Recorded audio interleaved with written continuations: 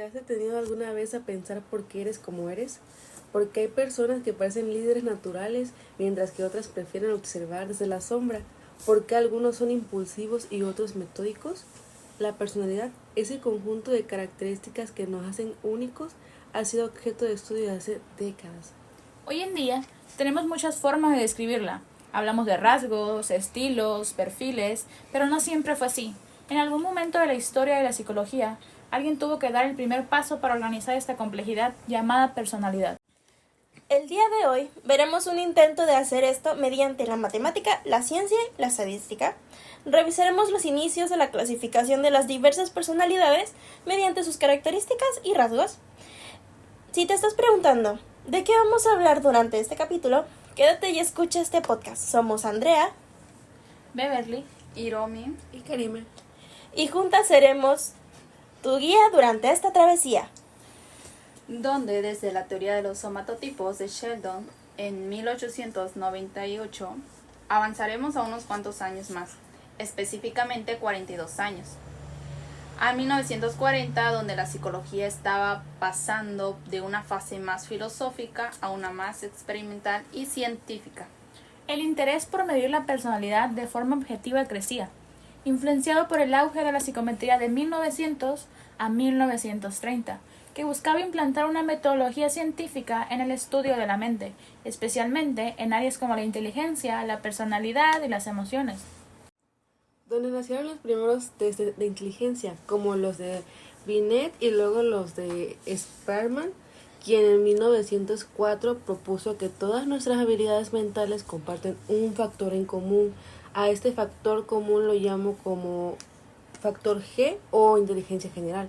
Y para descubrir estos factores que estaban ocultos en los datos, Spearman desarrolló una técnica estadística que cambiaría por completo la visión de la psicología, el análisis factorial. Los enfoques analíticos factoriales utilizan el poder de las computadoras, la inteligencia, si se le puede llamar así, y la clasificación para examinar y organizar sistemáticamente los datos de una forma más simple.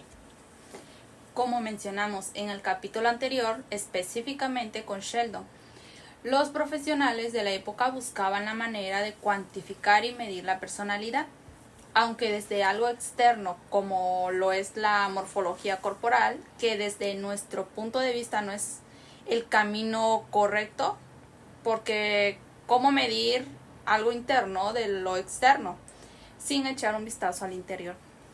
Para el año 1940, con Raymond Cattell, esto fue diferente, quien influenciado por Spearman desarrolló la teoría de los rasgos, que mediante un análisis factorial, mismo que utilizó Spearman, creó el test de los 16 factores.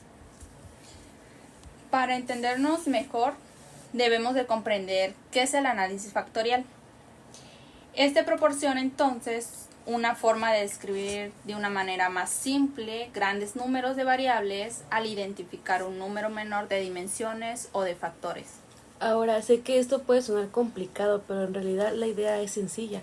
Básicamente resume una cantidad grande de factores o rasgos a una cantidad menor pero que reflejen los mismos significados. Un ejemplo de esto sería María. A ella le gusta leer libros, escribir cuentos, hablar en público, hacer cálculos, resolver acertijos y programar. Decir esto de la manera en la que lo acabo de hacer puede sonar a mucha información. Por eso, en vez de analizar cada cosa por separado, el análisis factorial agrupa sus intereses y descubre que pues en realidad María destaca en dos grandes áreas, habilidad verbal y lógica matemática. Así, en lugar de ver 6 habilidades distintas, el análisis factorial resume todo en 2 factores principales, que son los mencionados anteriormente. En cuanto a la teoría de los rasgos, Cattell describió un rasgo como lo que define lo que hará una persona cuando se enfrente en una situación determinada. Por lo que entendemos que Cattell veía la personalidad como algo predictivo, algo que nos podría dar información sobre qué es lo que haría la persona posteriormente. En la evaluación de la personalidad, para que un psicometrista obtenga una medida completa e imparcial de la personalidad, este debe de tener un concepto de la conducta total del individuo, lo que Cattell llamó como la esfera de la personalidad. Esto pues entonces la vista general de la persona, Cattell creía es que esto se podía lograr mejor tomando una muestra de un periodo de 24 horas en la vida de la persona y recopilando 3 tipos de datos. Muy bien, ahora, ¿qué son los datos L? Es el registro de la vida, perdón. Estos abordan las situaciones cotidianas del individuo en sus comportamientos específicos, como, por ejemplo, las detenciones policiales o alguna otra situación específica observable o cuantificable, que sería de la persona. Podemos pedir a amigos o familiares que evalúen a la persona en términos de su sociabilidad. En la escuela, por ejemplo, así nos proporcionan datos concretos. Luego seguirían los datos Q. Estos se obtienen al pedir a la persona que complete un cuestionario. Esto puede estar sujeto a situaciones que interfieran en la correcta obtención de la información, como delirio sobre uno mismo o alguna leve intención de falsificar el resultado del cuestionario, por lo que es importante que el psicólogo elija las palabras adecuadas al desarrollar el cuestionario. Y por último, pero no menos importante, tenemos los datos T, los cuales se obtienen a partir de pruebas objetivas. Se miden de forma directa y precisa los comportamientos o pensamientos específicos del individuo, utilizando preguntas cerradas, ya sea de opción múltiple o de sí o no. También identificó rasgos superficiales y rasgos fuentes. Los rasgos superficiales son comportamientos observables y descriptivos que una persona muestra en situaciones específicas, a diferencia de los rasgos fuente, que son las dimensiones subyacentes de la personalidad. Los rasgos superficiales son más obvios y fáciles de identificar en el día a día. Por ejemplo, un rasgo superficial y fácil de identificar sería lo habladora que puede ser una persona, lo impulsiva, lo puntual, entre otros aspectos. Por otro lado, los rasgos fuente son las características fundamentales que subyacen a la personalidad observable. Son identificados mediante técnicas estadísticas como el análisis factorial anteriormente explicado. Por ejemplo, la calidez o estabilidad emocional de la persona sería un rasgo fuente. En conclusión, los rasgos superficiales son conductas observables, es decir, cómo una persona actúa o se comporta. Son el síntoma visible, por decirlo de una manera. Por otro lado, los rasgos fuente o factores de personalidad son estructuras más profundas y estables que explican esos comportamientos observables. De esta forma podemos entender la base principal del test que creó después, que como ya hemos mencionado, lo llamó test de los 16 factores de la personalidad, o de forma abreviada 16FP. Según la teoría de los rasgos, la personalidad humana se compone de una serie de rasgos generales o disposiciones. Definió 16 aspectos básicos de la personalidad. Cada persona contiene todos estos 16 rasgos en un cierto grado, pero puede ser más alto en algunos rasgos y más bajo en otros. Cada uno de ellos fue identificado o definido con una letra, por ejemplo, A, B, C, E, F, G, H, I, L, M, N, O, Q1, Q2, Q3 y Q4. Son un buen. Estos rasgos de personalidad como tal son A. Afectividad, que es el grado en el que la persona establece contacto con otros individuos. B. Razonamiento, es la capacidad intelectual según predomine el pensamiento abstracto o concreto. C. Estabilidad, es la estabilidad, valga la redundancia, de la persona y a la manera en la que se adapta al ambiente que lo rodea. E. Dominancia, es el grado de dominancia o sumisión de un individuo en lo social. A esto continúa la F, impulsividad. Es el nivel de entusiasmo en contextos sociales. G, conformidad grupal. Esta sería la aceptación de los valores morales. H, atrevimiento. Es la reactividad del sistema nervioso. I, sensibilidad. Es el predominio de los sentimientos frente al pensamiento racional. L, suspicacia. Es el nivel de confianza o desconfianza de un individuo hacia los demás. Siguiendo con esto, con la M, que es imaginación, es la capacidad de abstracción del individuo. La N es astucia, que es la capacidad de analizar la realidad de forma exhaustiva. La O, que es la culpabilidad, que es la capacidad de responsabilizarse de sus actos y las tendencias de experimentar culpa o inseguridades. Está la Q1, que es rebeldía, que sería la predisposición hacia el cambio o la apertura mental. Q2, que es autosuficiencia, es el grado de dependencia o independencia personal. Q3 es el autocontrol, que es el autocontrol emocional y comportamental. Y por último está Q4, que es la tensión, y este es el nivel de tensión o ansiedad nerviosa del sujeto. Ahora, de la combinación de varios factores relacionados entre sí, surgen los factores de segundo orden del 16FP, que ofrecen información para un entendimiento más amplio de la personalidad, pues usan una menor cantidad de rasgos generales. QS1. Introversión contra extroversión. Este factor surge de la combinación de los factores primarios ya mencionados, A, F, H y Q2. QS2. Ansiedad contra tranquilidad. Sería de la combinación de O, Q4, C, Q3, L y H. Y QS3.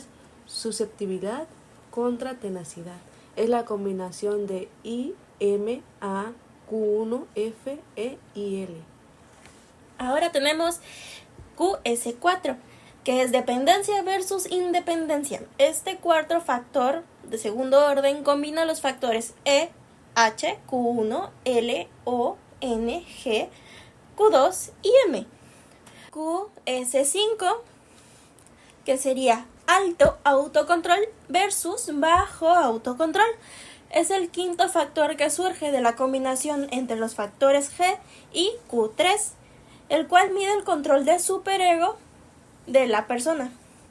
La comprensión de los constructos se facilita mediante una descripción a través de objetivos de los polos altos o bajos. Este test se lleva a cabo mediante profesionales y mediante cuestionarios. Pero para propósito de esta explicación será mediante un método meramente observacional. Dicho esto, continuamos con los ejemplos. Un ejemplo de efectividad alta sería Burro de Chueck, que se caracteriza por ser muy hablador. Y un ejemplo para la efectividad baja podría ser Batman, al ser muy reservado y poco sociable. Para entender de mejor manera este test, utilizaremos la película Fragmentado como ejemplo. Este filme trata de una persona que por situaciones vividas en su infancia desarrolla un trastorno de la personalidad llamado trastorno de identidad disociativa, o TID. Kevin, el cual es el personaje principal, desarrolla entonces una gran cantidad de identidades, pero en este caso haremos referencia de dos. Una llamada Dennis, que es la identidad principal, y Barry, la identidad elegida para hacer la cara social, quien se encarga de hablar con otras personas. Si no la has visto, te recomiendo verla, ya sea antes o después de escuchar este podcast, pues te ayudará a comprender mejor.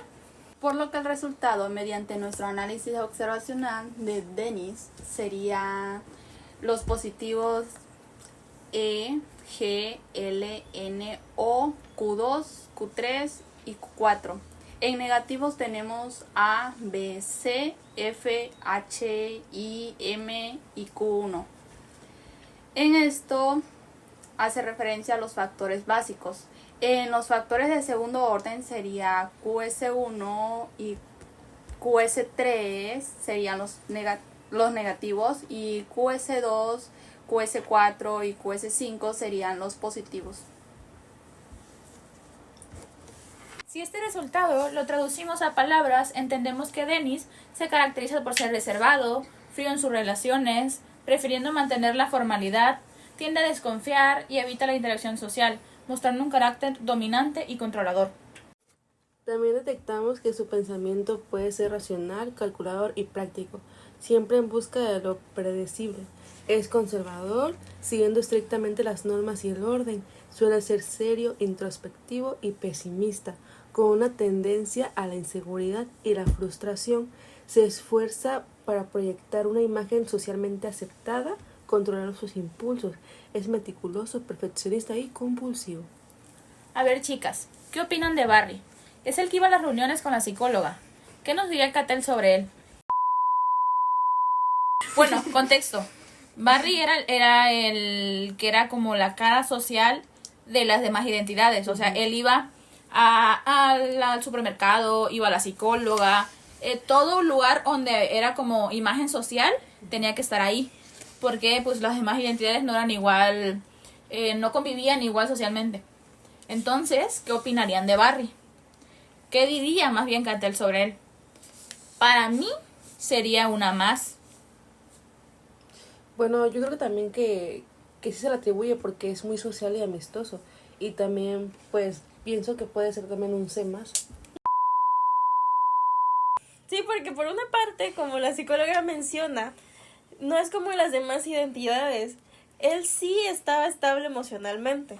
Y lo mejor de todo es cuando sabes que en realidad no estaba hablando él, sino que era Dennis fingiendo ser Barry. Sí, de hecho esa parte fue muy confusa, pero creo que al saber que lo dice la otra identidad entendemos entonces que sí es algo que se identifica fácilmente. Bueno, algo muy característico también de él sería su atrevimiento, que sería H positivo, o su imaginación, que es más positivo. Más M positivo, porque recuerdo que es muy creativo, es artista en realidad. También creo que es muy característica su bajo, pues, autocontrol, que si lo rebuscamos ya en Cattell, lo catalogaría como un Q3 menos. Pero sí se controla, ¿no? Sí, pero este punto son más en el sentido de que no se esfuerza demasiado por la imagen social, que son más relajados en ese sentido, pues. Ah, ya. Entonces sí sería un Q3 negativo y también lo mismo que es más que tranquilo en la atención sería un Q4 negativo. ¿Y qué tal con los de segunda orden? ¿Cuál sería más fácil de observar? Yo diría que el más fácil de observar sería su nivel de extroversión, porque se nota muy amistoso con todas las personas en realidad. Este sería, o lo clasificaría Cattell más bien, como un QS1 más. O también, que también hace referencia como a la ansiedad y la intranquilidad, sería el QS2 menos. Sí, también eso, efectivamente. Bueno, chicos, escriban en los comentarios ustedes qué opinan sobre lo que nos diría Cattell sobre estas identidades. Muy bien, ahora, retomando a Cattell en su teoría, esta fue tomada como un gran avance, pero eso no lo salvó de recibir críticas, pues varios otros autores mencionaron que los 16 factores eran demasiados, aunque a mi parecer en realidad son muy pocos. Personalmente consideramos que desde nuestro conocimiento y debido a nuestra gran diversidad en términos de personalidad, reducir a menos factores o como mencionó la teoría de Bitfy, donde lo resumen a 5 factores, no englobaría nuestra complejidad. Por lo que consideramos que esta teoría nos da una visión bastante completa y general de la persona. Y como ya saben, no podremos concluir el capítulo sin nuestra sección de datos curiosos, como en que en los años 90 fue criticado por estar vinculado a organizaciones como el Prometheus Society, que promovía la idea de que solo las personas muy inteligentes debían tener influencia social, cosa que definitivamente es discriminatoria, porque no mirar el estado de los factores de la personalidad en lugar de únicamente la inteligencia. Bueno, espero que nuestra intervención durante este capítulo te ayude a comprender mejor esta teoría y a tener una visión de los inicios de la personalidad sobre la clasificación y hasta cierto modo de etiquetación. Pero antes, Cattell creía que entender científicamente la personalidad podría evitar guerras y caos social. Si pudiéramos medir la personalidad y la inteligencia con total precisión, como propina Cattell, ¿acaso deberíamos de usar esa información para decidir quién lidera una sociedad? ¿O sería una forma moderna de discriminación? ¿No crees que podría ser una forma de poder sobre otras personas? A nuestro parecer, y si es que ese mundo utópico que planteaba Cattell existiera, ese hecho de que podamos conocer al individuo sin tratarlo no debería detenernos a buscar conocerlo realmente, por el simple hecho de que ya sabemos cómo es. te perderías ver lo que su corazón refleja a través de todos sus comportamientos o palabras. No verías las veces en que la persona acarició a un perrito en la calle, o las veces en que fue grosero con su familiar o cualquier otra persona. ¿De verdad creen que 24 horas son suficientes para conocer a una persona? Te dejamos con esa reflexión. Nos vemos hasta el próximo capítulo, donde hablaremos de la importancia del ambiente en el desarrollo de la persona y por lo tanto de la personalidad, tomando la teoría de nuestro querido Bronfenbrenner. Hasta aquí el capítulo. Nos vemos y con el próximo Psicoamistades. Hasta luego. Estás preguntando, ¿de verdad vamos a hablar durante este capítulo? ¿De qué vamos a hablar?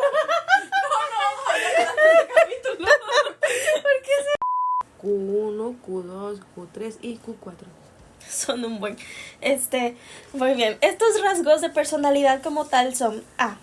Efectividad. Afectividad. Que es el grado en la que la... Seguridades. Está la Q1, que es rebeldía, que sería la predisposición hacia el cambio o la apertura mental. La Q2, autoeficiencia. Autoeficiencia, que es el grado de dependencia o independencia personal. 4, que es dependencia versus independencia. Este cuarto factor de segundo orden combina los factores E, H, Q1, L, O, N, G, Q2 y M. QS5, que es alto autocontrol versus bajo autocontrol. El quinto factor surge de la combinación entre los factores G y 4-3. 4-3. ¿De dónde saqué eso? Comprender mejor. Por lo que el resultado, mediante nuestro análisis observacional de Denis, sería A menos, B menos, C menos, E más, F menos, G más, H menos, I menos, L más, M menos.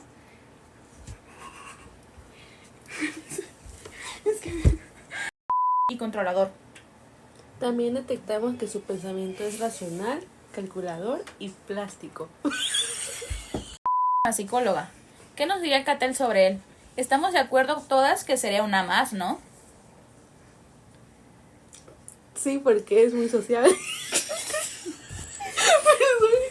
Le digo, chéquense aquí porque van a... Uy, espérate. Bueno, contexto.